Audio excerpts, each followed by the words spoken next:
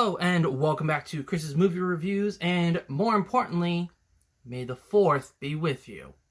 You're actually releasing this on May 5th, not May 4th. So it'd actually be Revenge of the 5th.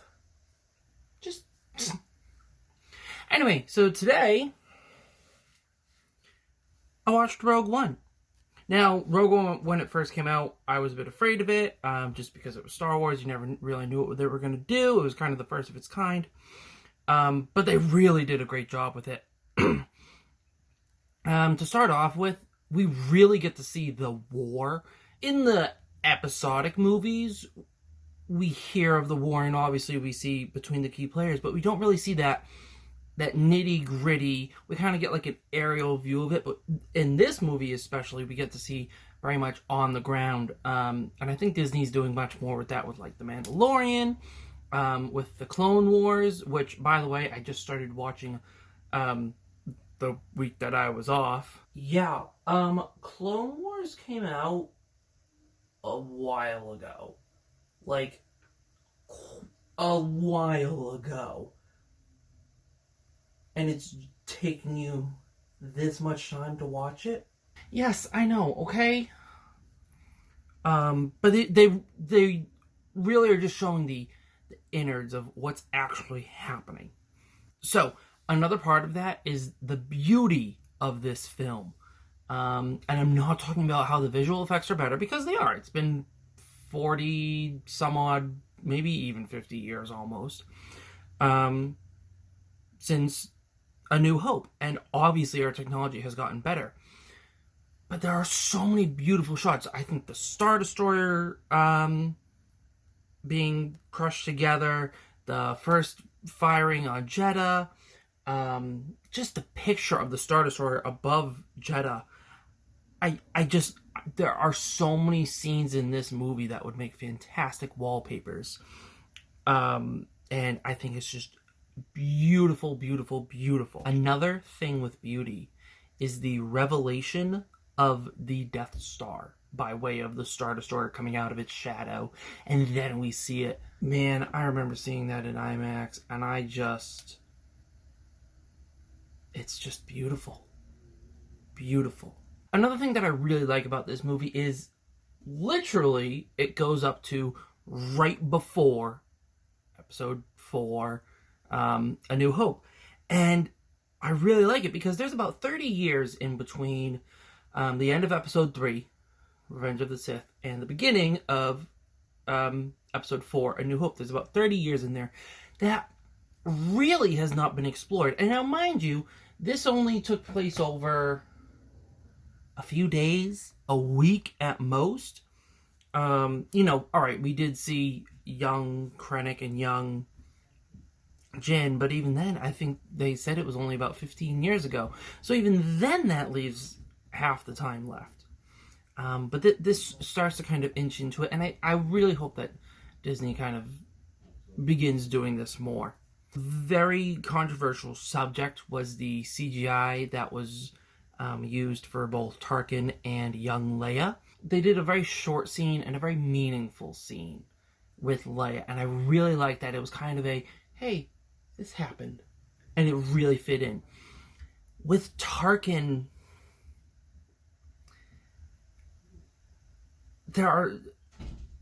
if we had only seen his actual face once or twice, I would have been okay with it. But they made him such a pivotal person, and I get it.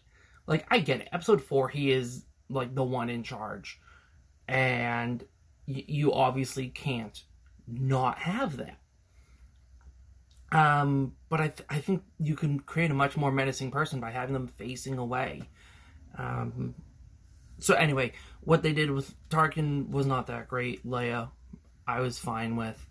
There was a lot of throwbacks. And of course there had to be. It was right before episode 4. So, you had the R2 and C-3PO. You had Bail Organa. You had the alien and the weird human guy from the cantina that would eventually show up. They were on Jeddah. You've got Mon Martha. You've got, I'm pretty sure one of those was Admiral Akbar. You have all these things, and even the tie-ins, that they're coming, and I think they did a really great job with that. I did find it interesting that Star Wars always manages to make it a family affair. I did just review The Rise of Skywalker, where we find out Rey is a Palpatine throughout the entire thing. Obviously, Vader is Luke's father, and then we've got, Anakin, who's his father. It's actually Palpatine or the Force or whatever. And it's always this kind of family affair of the Skywalkers, although this time we don't have the Skywalkers involved.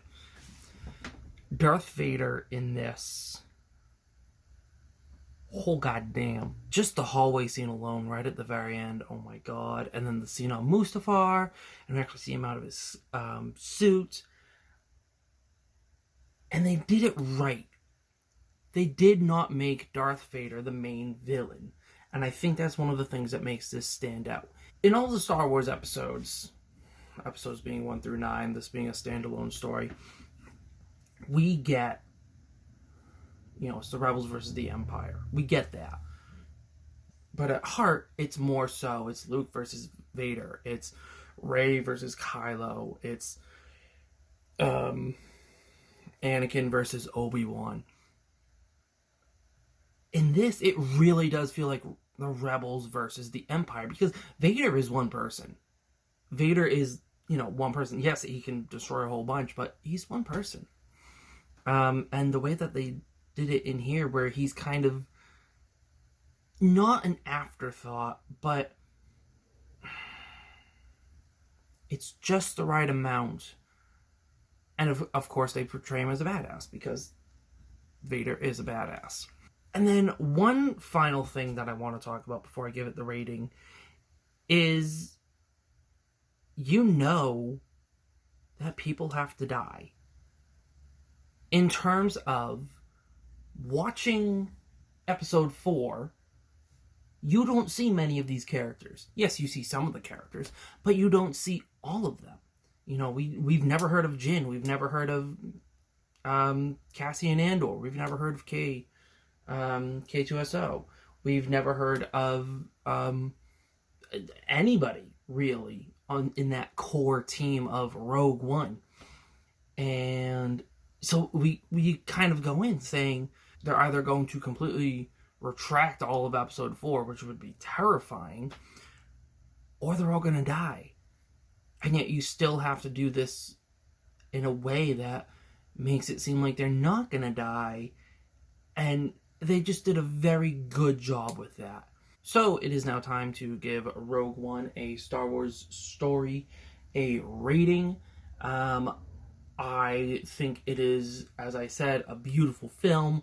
I think it is well done. I think it did everything that it aimed to do, and I think it did it in the right way. I will say, again, this Harkin CGI could have been handled differently. I understand why they did it, but it's a tricky one.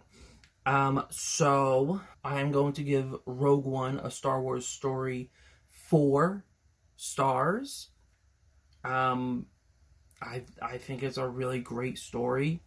And it's a great continuation of the Star Wars universe. As I said, I'll give Rogue One 4 stars. I kind of need a sign off on these. I've just realized it kind of feels weird. I just ended the video. So anyway, if you have any ideas, comment them down below, please. And who knows? Maybe I'll adopt it. Want more? Check out chrismoviereviews.com. Follow me on Instagram and Reddit. Sign up for the newsletter and submit a user comment for me to read. And don't forget to like and subscribe.